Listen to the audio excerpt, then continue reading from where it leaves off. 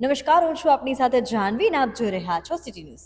હાલ આજે વાત કરવી છે એવા ટોપિકની કે જે અત્યારે સોશિયલ મીડિયાનો તળકતો ભડકતો મુદ્દો બન્યો છે, એટલે કે સીજેપી. તમને યાદ જ હશે, સીજેપીનું નામ આવે એટલે યાદ આવે કોકરોચ જનતા પાર્ટી. આ કોકરોચ જનતા પાર્ટી એટલે ઝેન્ઝી, અને આ ઝેન્ઝીએ અત્યારે સોશિયલ મીડિયામાં ધમાકો મચાવ્યો છે. સાથે સાથે બીજેપી, કોંગ્રેસ અને આમ આદમી પાર્ટીના ત્રણેય ફોલોવર્સને પછાડીને અત્યારે ઝેન્ઝીની કોકરોચ જનતા પાર્ટી આગળ આવી છે. ત્યારે જાણીએ કે ઝેન્ઝીના શું વિચારો છે અને હવે ઝેન્ઝી શું વિચારે છે, અને શું કદાચ દેશમાં ઝેન્ઝીને પ્રાધાન્ય આપવામાં આવે તો દેશનો વિકાસ તરફનો માર્ગ કેવો હોઈ શકે. ત્યારે હાલ આપણી સાથે જોડાયા છે ક્રિએટર ક્લબના co founder doctor Chirag. Doctor Chirag, આપનું સ્વાગત છે. હાલ તમે એઝ અ ઝેન્ઝીને અત્યારે કઈ નજરે જોવો છો? બેઝિકલી જેન ઝી છે ને, એ અંગ્રેજો દ્વારા આપણને પઢાવેલી પટ્ટી છે. એટલે હું લોકોને પહેલાં તો એ કહીશ કે એ આપણો જ એક અંગ છે. જેન ઝી કોઈ અલગ બીજો અંગ નથી. એટલે પહેલાં તો એ માનસિકતાથી તમે બધા દૂર થઈ જાઓ કે જેન ઝી એક બીજો પાર્ટ છે. આપણે લોકો બહુ જ સક્ષમ, આપણી ભારતની આખી જે છે વિચારસરણી એ છે. કોઈ એવા વ્યક્તિઓએ અંગ્રેજોની ગુલામીમાંથી આપણે મુક્ત તો થઈ ગયા, પણ હજી આપણે ગુલામ જ છીએ, કેમ કે એણે આપેલા વર્ડને આપણે વાપરીએ છીએ. અને આપણે એક ડિવિઝન, જે ડિવાઈડ એન્ડ રૂલની ત્યારની નીતિ હતી ને, આજે હજી ચાલુ છે. તો પહેલાં તો એમાંથી તમે બહાર નીકળો. જેનઝી એ આપણો એક અંગત છે, યુથ છે, એ આપણો સશક્ત યુથ છે, અને એ આપણો જ એક ભાગ છે. એટલે પહેલાં તો હું એ કહેવા માગીશ બધાને. હાલ અત્યારે જે પેલા ન્યાયાધીશો હતા એમને એવું નિવેદન આપ્યું હતું, અને એ નિવેદનના કારણે આ મુદ્દો આખો અત્યારે સળગ્યો છે સોશિયલ મીડિયા પર. ત્યારે ઝેન્ઝીએ આ પોતાના ઉપર હાવી લીધું હોય એવું લાગી રહ્યું છે. એ બાબતે તમે શું કહેશો કે ઝેન્ઝીએ અત્યારે જે પાર્ટી બનાવી છે, આ પાર્ટી ગ્રાઉન્ડ ઉપર તો ઝીરો છે, પણ સોશિયલ મીડિયામાં અત્યારે હીરો છે, અને અત્યારે ચારે તરફ દેશભરમાં એમની જ ચર્ચા થઈ રહી છે. તો તમને શું લાગે છે કે નેપાળમાં જે થયું હતું, ઝેન્ઝીની સરકાર આવી હતી, એમ અત્યારે શું ભારતમાં ઝેન્ઝીની સરકાર બની શકે ખરી? બેઝિકલી કેવું છે કે આપણો જે યુવા છે ને, અગેન હું એને જેનઝી નહીં કહું, એને યુવા કહીશ. યુવા છે ને આપણો બહુ સ્માર્ટ છે અને સક્ષમ છે. જ્યાં સ્વામી વિવેકાનંદ જેવા લોકોનો જન્મ થયો હોય અને એવા યુવાને આખા વર્લ્ડમાં ડંકો વગાડ્યો, એવો જ એક યુવાન છે આજનો. જે વાત કરો છો તમે સીજેપી પાર્ટીની, જેની હજી પ્રોપર માહિતી અમારી પાસે ન હોય ને, તો અમે કમેન્ટ કરવા બહુ ઓછું પ્રિફર કરીએ, કેમ કે હજી ઘણા બધા એમાં ભ્રમણો ચાલી રહ્યા છે. પણ હું ખાલી લોકોને એટલું જ કહીશ કે પાર્ટ ઓફ પ્રોબ્લેમ તો બધાય બની રહી છે. પાર્ટ ઓફ સોલ્યુશન જે બનતું હોય ને, એને સપોર્ટ કરવો. જેમ કે કોઈ એમ કે ભાઈ આ પાણી લીક થાય છે, ગટર બગડેલું છે, આ પ્રોબ્લેમ છે, પેલો પ્રોબ્લેમ છે, તો એ બધું પાર્ટ ઓફ પ્રોબ્લેમની વાત છે. જે વ્યક્તિ પાર્ટ ઓફ સોલ્યુશન લઈ આવે ને, ભાઈ જો આ લીક થાય છે ગટર, તો એને આપણે આવી રીતે સોલ્વ કરી શકીએ ને, ચાલો આપણે કરીએ, એવું જે કહેતી હોય ને પાર્ટી અથવા તો વ્યક્તિ, એને ચોક્કસ ફોલો કરો. પણ ખાલી પાર્ટ ઓફ પ્રોબ્લેમ બનતા હોય ને, જે એને ફોલો કરવાની કોઈ નીડ નથી. એટલે તમે મગજથી વિચારો. આપણા યુવાન બહુ સક્ષમ છે, અને હું એવું વિચારું છું કે 100% આવનારો જે આપણો યુગ છે, એ યુવાનોનો યુગ છે, અને એ ટોટલી લીડ કરશે. ખાલી રાજ્ય કે દેશને નહીં, પણ પૂરા વિશ્વને લીડ કરશે, જેમ સ્વામી વિવેકાનંદે એક સમયે કર્યું હતું. So I feel very positive about youth. હું અગેન એને જેન્ઝી નહીં કહું, એને યુથ કહીશ. Thank you so much. તો આ હતા આપની સાથે ક્રિએટર ક્લબના ડોક્ટર ચિરાગ, કે જેમની સાથે વાત કરી. હવે આપણે એવા જ બીજા વ્યક્તિને મળીએ કે જે ઝેન્ઝી સાથે કન્ટિન્યુઅસલી વર્ક કરે છે. તો હાલ આપણી સાથે જોડાયા છે ક્રિએટર ક્લબના કો ફાઉન્ડર કેવલભાઈ. કેવલભાઈ, આપનું સ્વાગત છે. Thank you ma'am. હાલ તમે ક્રિએટર ક્લબ સાથે જોડાયેલા છો. તમારી સાથે ઘણા બધા યુટ્યુબર્સ, ઇન્સ્ટાગ્રામના બધા ઇન્ફ્લુએન્સર્સ, બધા લોકો તમારી સાથે જોડાયેલા છે, અને ખાસ કરીને તમારી સાથે ઝેન્ઝીની જે પેલી યુથ છે, એ તમારી સાથે વધારે અટેચમેન્ટ છે.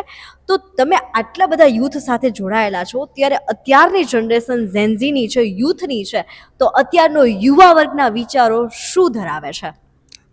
ફર્સ્ટ ઓફ ઓલ તો હું ઝેન્ઝીને સૌથી વધારે પ્રેમ કરું છું, બિકોઝ કે હું એ લોકોની વચ્ચે જ રહું છું. એ લોકોનો મેઇન જે વસ્તુ કહીશ ને, તો એ છે કે એ લોકો છે ને પોતાના માઇન્ડથી બહુ ક્લિયર હોય છે. એને શું કરવું છે, કેટલું કરવું છે, અને ક્યાં કરવું છે, એ એને પરફેક્ટલી ખબર છે. સો એ લોકો જ્યારે પણ કોઈ પણ વસ્તુ ઇનિશિયેટિવ લે છે, ત્યારે એને પાર કરીને રહે છે. એ એક મેં જોયું લોકોમાં. અને હું જે ક્રિએટિવ ફિલ્ડમાં છું, મારી આજુબાજુના જેટલા વ્યક્તિઓ ક્રિએટિવ ફિલ્ડમાં છે, જેટલા ઇન્ફ્લુઅન્સર, ક્રિએટર્સ, એ બધા પણ સેમ જે લોકો કન્ટેન્ટ બનાવે છે, તો એ લોકો પણ કેવું કે પોતાના ક્રિએટિવ માઇન્ડને વધારે ડેવલપ કરે છે. પોતાના એજ્યુકેશનને વધારે પ્રાધાન્ય આપે છે, પછી પોતાના આજુબાજુના વ્યક્તિઓ જે એને અટેચમેન્ટ છે જે લોકોથી એને એ વધારે એ લોકો પ્રમોટ કરે છે અને વધારે એની સાથે રહીએ છે. બસ આટલું જ કહીશું. હાલ કેવલભાઈ, મારો બીજો સવાલ તમને એ છે કે જ્યારે ન્યાયાધીશે નિવેદન આપ્યું હતું કે ભાઈ જે ક્રિએટર્સો છે, યુટ્યુબર્સો છે, જે આખો દિવસ સોશિયલ મીડિયામાં રહે છે, આ લોકો એક કોક્રોચિસ જ છે, અને આ એમના નિવેદન ઉપર ઝેનઝીને ક્યાંક ને ક્યાંક લાગ્યું અને ખોટું લાગ્યું અને એમની આ પાર્ટીની આખી રચના થઈ. તો તમે શું કહો છો કે હેઝ અ યુવા અત્યારે જે સોશિયલ મીડિયાના માધ્યમથી બહુ સારા ઇન્ફ્લુએન્સર્સ છે, બહુ સારા ક્રિએટર્સ છે, તો તમે ક્રિએટર્સમાં અને સોશિયલ મીડિયામાં યુવાઓનું ફ્યુચર તમે કઈ નજરે જોવો છો? જે સોશિયલ મીડિયાનો જે અત્યારે યુવાનું જે ફ્યુચર છે એ એકદમ બ્રાઇટ છે, હું એવું જોઉં છું. જસ્ટ બિકોઝ ઓફ કે જજે શું કમેન્ટ કરી ને શું થયું, હું એના પર નથી જતો, બટ હું એવું કહેવા માગીશ કે જે ક્રિએટર્સ છે એ અત્યારે સોશિયલ મીડિયા ઉપરથી બહુ સારું અર્ન કરે છે. ઇવન ગવર્મેન્ટનો પણ સપોર્ટ છે. ગવર્મેન્ટે રિસન્ટલી તમે જાણ્યું હશે કે બિલ લઈ આવ્યા. ઇટ મીન્સ કે ક્રિએટર્સ બાબતે ગવર્મેન્ટ પણ સિરિયસ છે.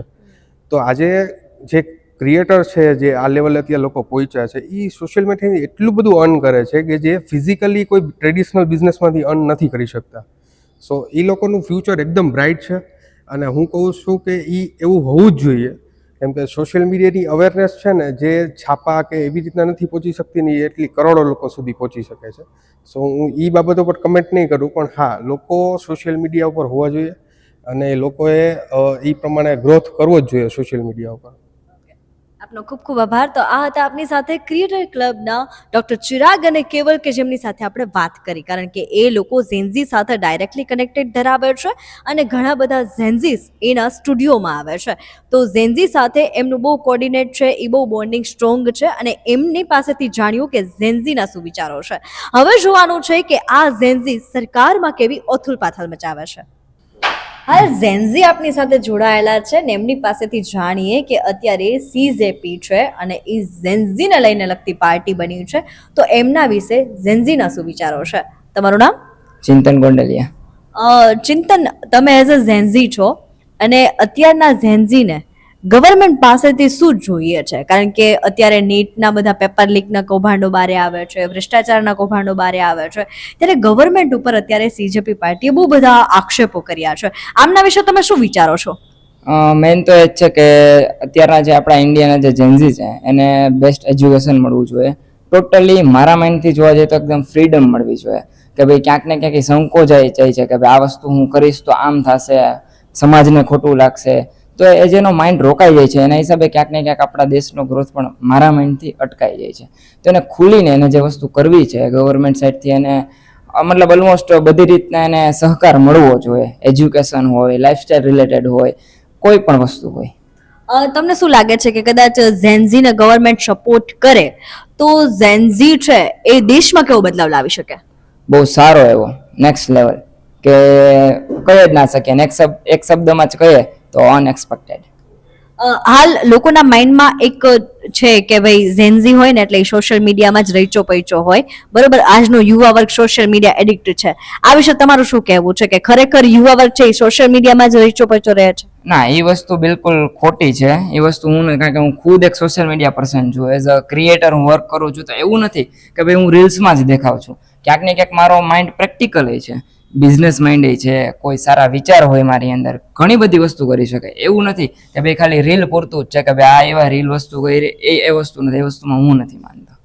ઓકે, હાલ રાજકોટ વાસીઓને શું કહેશો અને રાજકોટના ઝેનઝીને શું કહેશો?